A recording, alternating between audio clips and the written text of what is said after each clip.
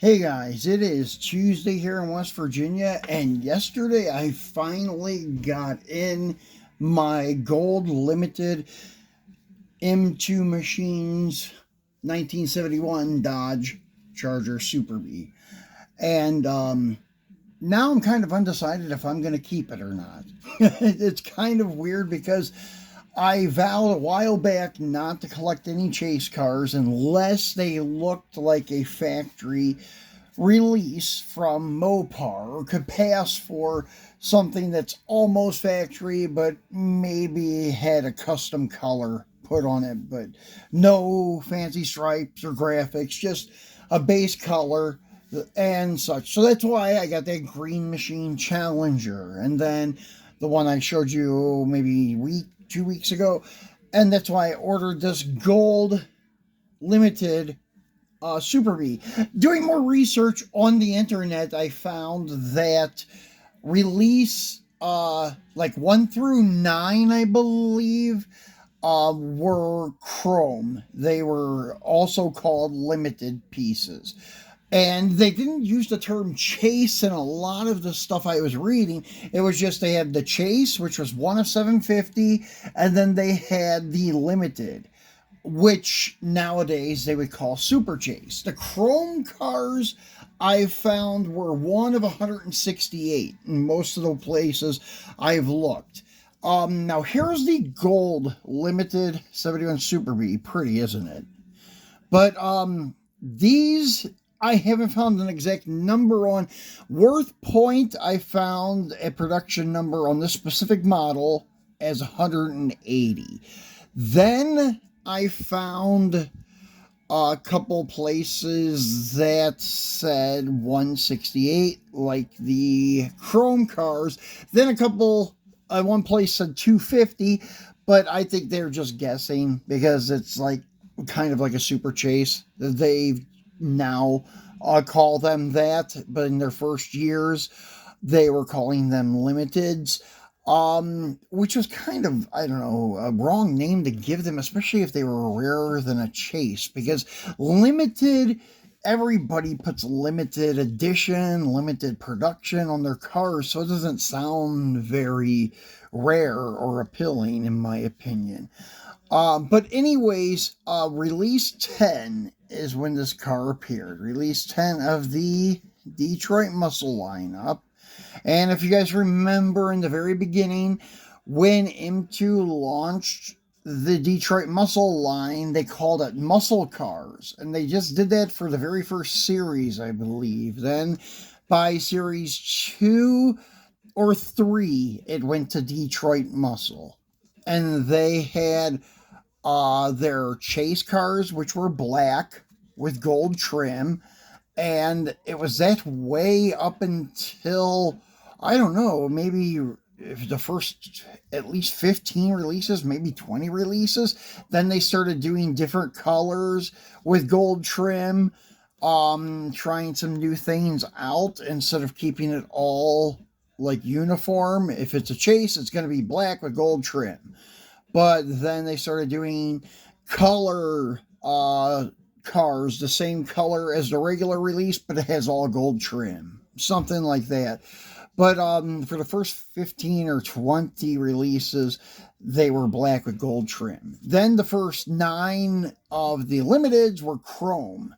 Then they went to gold, and I don't know how long they went with the gold. I'm going to guess and say maybe up to Detroit Muscle release 18, something like that, because I can remember a handful of them, but not many.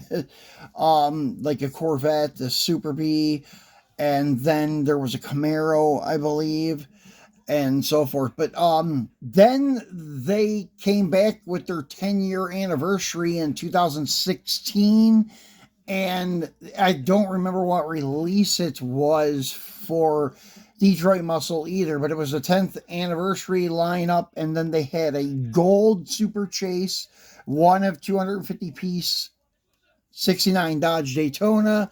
Then they had a Boss Mustang, and I believe it was chrome, I think. And then they had the one of 750 that was black with gold trim, and I think it was a Chevelle.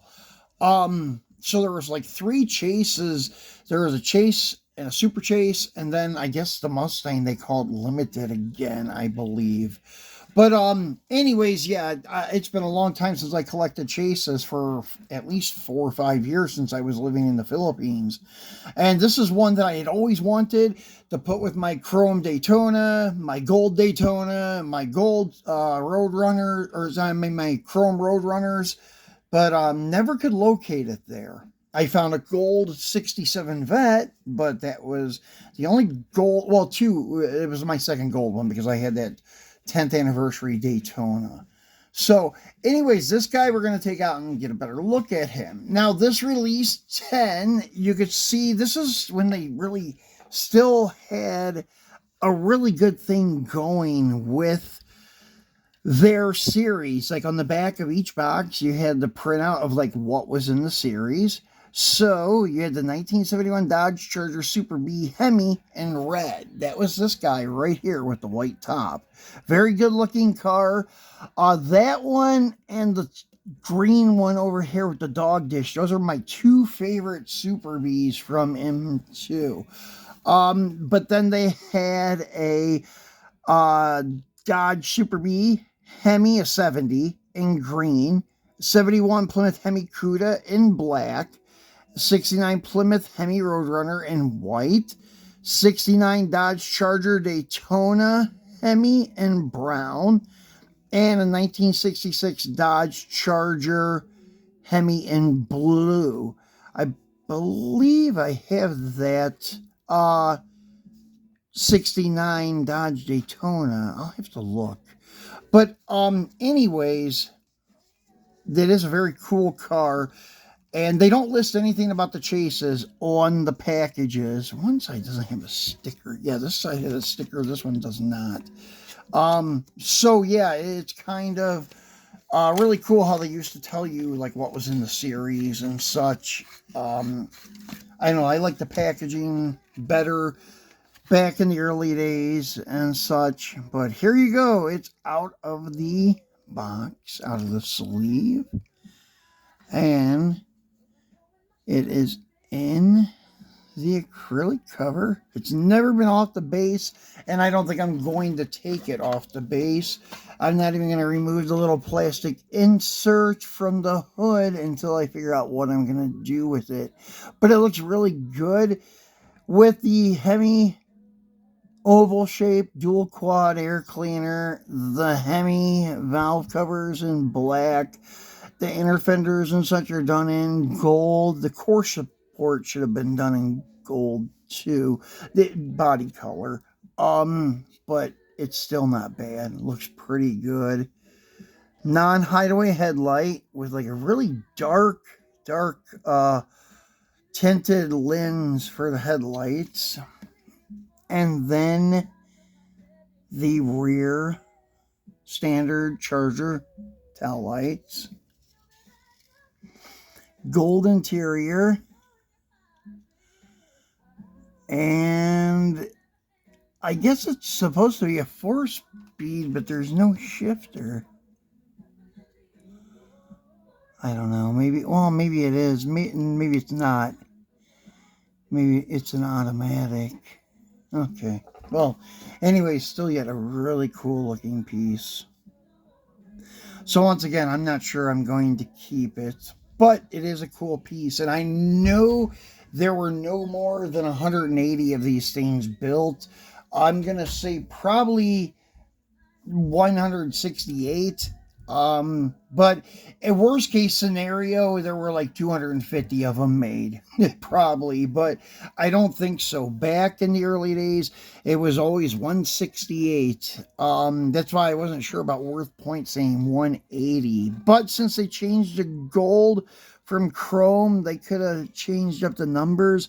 But as you could see, even the hood stripes are also done in a darker gold instead of black, and there is a side stripe on the car, I think. Maybe not. I thought there was, but that's just the shadow on the body. So there is no side stripes. Just a hood stripe and a darker gold. I thought they did have the side stripe that goes up and wraps around the cowl, but it doesn't. See the Superbee logos, detail marker lights and such. The bumpers are done in gold, which that could have been factory too, because they did have the factory option where you could get painted bumpers on your car. And actually, here's an example of one from M2, a 71 RT with painted red bumpers. This one has hideaway headlights. Actually, chip bumper on this one. An accident, but anyways, slick looking car. And anyways, excuse me guys, that's it though for our Super Chase preview. And as I said, I'm going to kick it around. Not sure I'm even going to keep it along even with my green machines, because there's so many other Mopars that are coming out that are regular stuff. There's a new company coming out with a nice looking 70 Roadrunner and a 69 Charger. Then Greenlight is launching a Superbird this fall, winter time. And then we also have Auto World coming up with some new lowriders with adjustable suspension. 63 and 64 Impalas is what they said at the Toy Fair this year. And then 97M just dropped yesterday that they're releasing 3 more colors in the 64 Cadillacs, and the 64 Impalas with the Gypsy Rose should be dropping anytime now, because they're usually like a month or two ahead on their release dates. And then we have the Miho Greenlight Impalas, 263s and 264s coming up with adjustable suspension. So there's a lot of great stuff coming up. That's why I don't want to open another can of worms and start collecting chase pieces that kind of look like factory cars. And those things can get pricey too.